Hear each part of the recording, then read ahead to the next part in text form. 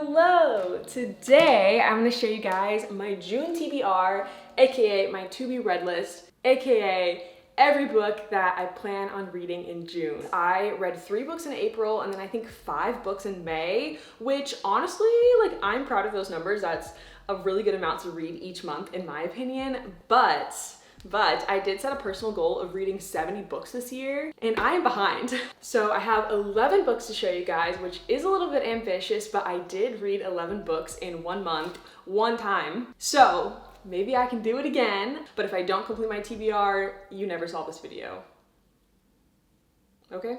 Okay. First up on my TBR are the books that I got from Book of the Month. And Book of the Month is the sponsor of today's video. If you're unfamiliar with Book of the Month, they are a super popular, super fast growing online book service for readers. And their mission is to promote new and emerging authors. Book of the Month is risk-free, so you can skip any month, anytime, and you will not be charged. Plus, oh my gosh, you guys, they have the best prices for new release hardcovers. You can get your first book for $9.99. $9.99 with the code SUMMER. And the book that I picked is The Lifestyle by Taylor Hahn. And this book sounds absolutely crazy. It sounds like something I would really, really love. It's a romance about Georgina, and she is married, but then there's some trouble in her marriage. So to try and save her marriage, her and her husband decide that they're gonna become swingers. They're gonna go to a swingers party. And then at the first swingers party, Georgina runs into her college ex.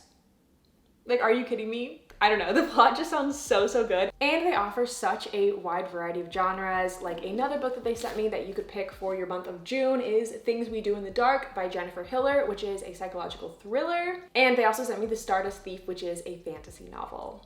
And probably the biggest news I have about Book of the Month, if you've been listening to anything I've been saying, listen to this. They have a podcast. They have a podcast. Book of the Month came out with a podcast. It's called The Virtual Book Tour. And I listened to the first episode and I already love it. Virtual Book Tour gives a look into the minds of writers. Like the first episode, which features Adriana Trajani. And I think my favorite part of the first episode is how Adriana talks about how she comes up with her stories and how they normally start from a memory or a person that she's met. And I don't know, as someone who loves to read, I find the writing process so interesting. So you can listen to the podcast now on Spotify and Apple Podcasts, and you can go to virtualbooktour.com to learn more info. So again, just to recap, make sure to use code SUMMER so you can get your first book from Book of the Month for $9.99. Okay, let's get into the other books on my TBR. Hook, Line, and Sinker by Tessa Bailey. I will 100% be finishing this book this month because I only have 50 pages left, and so far I really love it. It is the sequel to It Happened One Summer. I'm pretty sure this book can be read as a standalone, but I do think you would get more out of it if you read It Happened One Summer first. But this book is about Fox and Hannah, and Fox has a big reputation for being a player, and Hannah is super sweet. She's a sweetheart, and she lives in LA, and Fox lives in this little fishing town. But Fox and Hannah are friends, and then suddenly Hannah has to go to Fox's little fishing town for work, and Hannah is crashing in Fox's guest room while she's there for work. So we've got forced proximity, friends to lovers, and yeah, like I said, so far I really like it. Fox is the player type, like I mentioned, and he has so much character growth and such a fantastic rich backstory that I did not expect. And I also just really love friends to lovers. I feel like all friends to lovers books are so great because the characters already know each other so well. So I don't know my final rating yet. It's really gonna depend on the ending, but definitely 4 to 4.5 stars, I think it's gonna be. Okay, next on my list, I have to read this book this month or I will quit YouTube. Just kidding, that's really dramatic. But It Ends With Us by Colleen Hoover. I have had this book for months and I can't believe that I haven't read it yet. And also it's just such an iconic book talk book and such an iconic Colleen Hoover book. I don't deserve to be on BookTube if I have not read this book before the end of June. I actually am just realizing I have absolutely no idea what this book is about. I'm gonna read the back of the book. Oh, is this a love triangle? Okay, I did not expect this plot. So this book is about Lily, and she meets Reich, who is a gorgeous neurosurgeon, a little bit stubborn, a little bit assertive, a little bit arrogant, but he's got a soft spot for Lily. But then suddenly, Lily's first love, Atlas, reappears, and everything Lily has built with Reich is threatened. So we definitely have two love interests. I'm very curious if it's gonna be a love triangle or if it's gonna play out differently. I honestly am very like 50-50 on love triangle tropes. Sometimes I really love them, and then sometimes it just feels kind of morally gray to me. Also, quite a few people have commented on some of my like videos or TikToks saying that I look like Lily from this book, so I'm also assuming that she has red hair, because often when people compare me to like celebrities, it is because that person has red hair. Assuming she has red hair, I love that. Okay, next up, the second Colleen Hoover book I would like to read this month is Layla. Hey, interesting. So I actually didn't know what this book was about either. I love to just buy books without knowing anything about them. So this sounds like it's a romance thriller, which is very exciting because I've already read Verity by Colleen Hoover, which was also a romance thriller, and I love Verity. It was so good. I don't want to go into this one with too high expectations, but if it's anything like Verity, I know I will love it. This book is about Leeds and Layla, and they're a couple and they're convinced that they're going to spend the rest of their life together, but then suddenly Layla gets attacked, and that attack leaves her recovering physically and mentally. And it says the emotional and mental scarring has altered the woman Leeds fell in love with. So they end up going to this bed and breakfast where they first met, but then Layla's behavior takes a bizarre and erratic turn. And it says that Leeds soon finds solace in Willow, another guest of the B&B. Do we have another love triangle, another two love interest book? It sounds like it. Okay, next up is The Fine Print by Lauren Asher, and I'm honestly embarrassed that I have not read this book yet because I bought it. I'm not exactly sure when I bought it, but I'm pretty sure it was at least 6 months ago. And it sounds so good, so I don't know why I have not read it yet, but it is about Rowan and Zara. And Rowan is super rich and he's in the theme park industry. Specifically, Dreamland is the name of the theme park. And Zara is an employee at the theme park. And it says that Zara thinks Rowan is rude and completely off limits, the most difficult boss she's ever met. So it sounds like it might be enemies to lovers and a workplace romance. Plus, it is the first book in the Dreamland Billionaire series, which is, I just looked it up, a standalone series about 3 billionaire brothers. Billionaire brothers?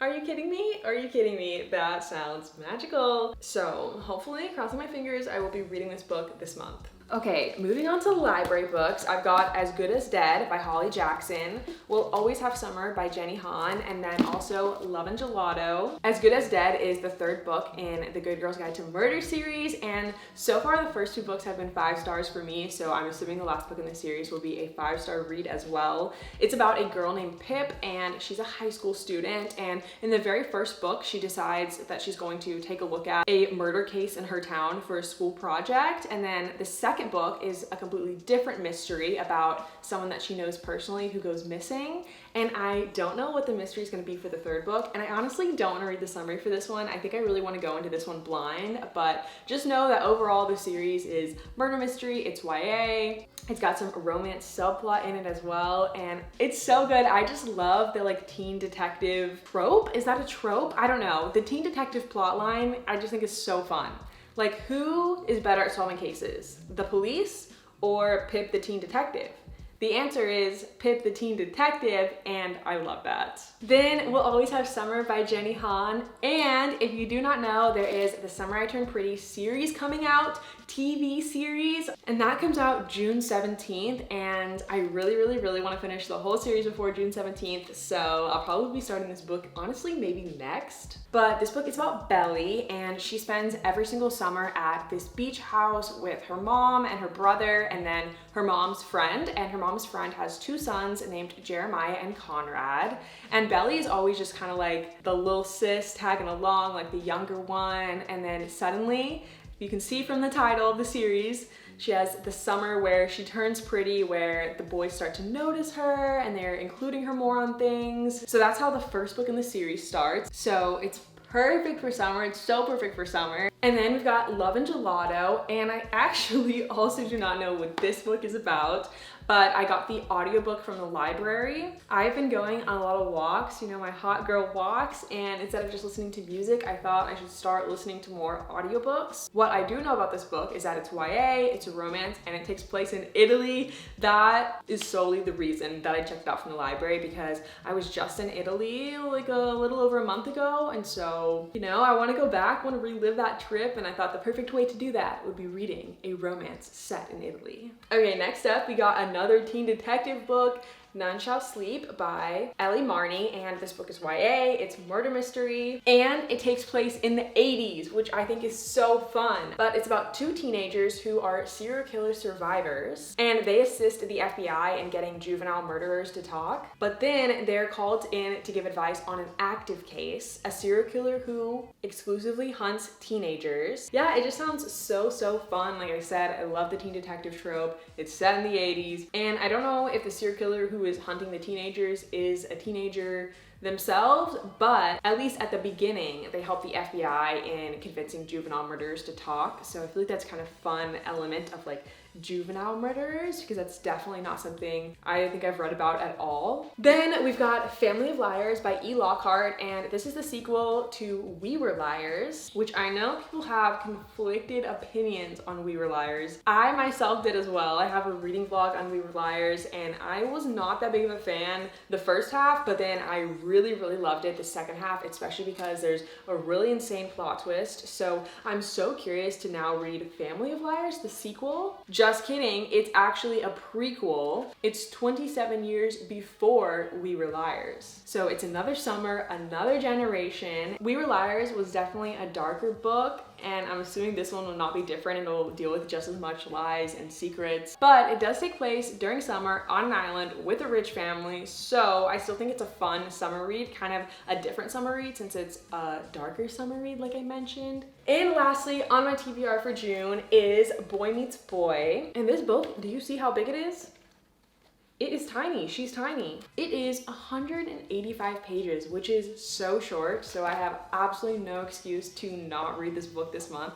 I don't think I've read any book under 200 pages in the last year, but this book is about Paul, who's a sophomore in high school, and this is what got me to buy the book. I think this sounds fun. It says, the high school is like no other. The cheerleaders ride Harleys, the homecoming queen is also the football team's star quarterback, and many of the queer kids have been out since elementary school. So it sounds like a really fun high school that's not like our typical high schools. And then it also sounds like it's a second chance romance, because it says when Paul meets Noah, he thinks he's found the one until he blows it. So it's YA, it's LGBTQ, it's romance, and yeah, I don't know, it just sounds really cute, and hopefully it's gonna be a pretty quick, fun read. Okay, that is every single book on my June TBR. Yeah, let me know if I do a 24-hour readathon this month. Out of all these books, which ones would you want me to read in the 24-hour readathon? That way you'll get like more in depth of my like thoughts and opinions on that book, because you'll be reading it along with me. And let me know some books that are on your June TBR list, because I'm always looking to add books to my overall giant massive TBR list. And yeah, with that, I will see you guys next week. Okay, bye.